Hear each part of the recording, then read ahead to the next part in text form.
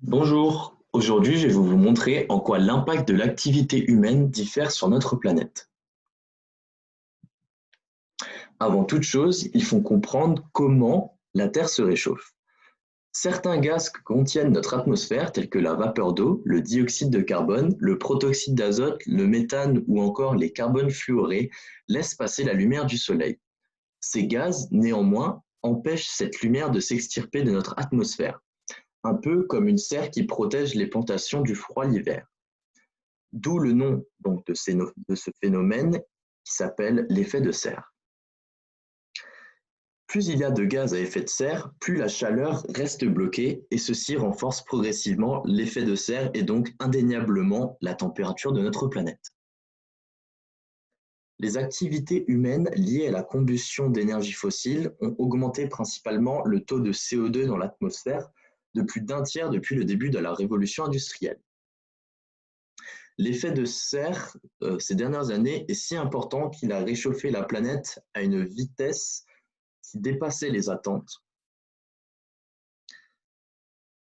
Ce taux de dioxyde de carbone n'a jamais été aussi haut depuis des centaines de milliers d'années. Cette hausse apporte donc une augmentation de la moyenne des températures sur le globe et pour l'homme, cette activité monte le taux de particules dans l'air. Ce brouillard contient des particules d'ozone qui, à une forte exposition, peut causer des problèmes cardio-respiratoires. Cette hausse des températures influe directement sur nos océans, mais surtout avec la fonte des glaces, et notamment les glaces continentales qui viennent se déverser dans les océans. Mais surtout, l'augmentation des températures crée une dilatation des eaux, qui est le facteur principal aujourd'hui de la montée des eaux. On voit ici donc l'augmentation du niveau de la mer de 1995 à 2015 et on voit que cette augmentation est drastique, soit presque 8 centimètres en 20 ans. Cette hausse de CO2 dérègle également notre météo et la rend plus instable selon les saisons. On voit apparaître une augmentation de la fréquence des catastrophes naturelles comme les sécheresses, les inondations ou les cyclones.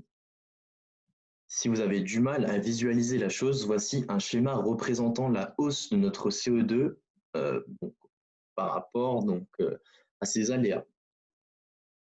Tous ces aléas donc, créent ainsi de lourdes pertes humaines et matérielles, mais surtout détruisent des écosystèmes qui sont uniques dans le monde et ceci de manière irréversible. On voit donc depuis plusieurs années des enjeux se créer comme la diminution de ressources d'eau, la difficulté à faire pousser des cultures, mais également l'apparition de zones où les plantes et les animaux ont du mal à prospérer. On a donc pu remarquer que l'activité humaine avait un réel impact sur notre environnement, mais à l'aide d'alternatives plus vertes, l'humain pourrait réduire cette activité en développant des activités qui ne relâchent pas ou moins de CO2 dans l'air. On regarde la production d'électricité en France en 2019, plus de 70% vient du nucléaire, contre seulement 20% pour les énergies renouvelables. D'après des recherches, il faudrait théoriquement un parc solaire de 3000 m² pour remplacer tout le nucléaire en France. Sur ce schéma, vous pouvez donc voir par rapport à la France une représentation de ce que cela représenterait.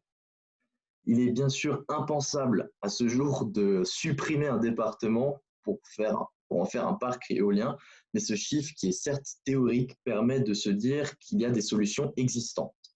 À l'échelle du globe, on peut voir encore aujourd'hui des idées comme l'éolien offshore, qui pourrait être une solution, ou alors il faudrait un parc photovoltaïque de la taille de l'Inde pour supprimer toutes les énergies non vertes et subvenir aux besoins liés à l'électricité de l'homme.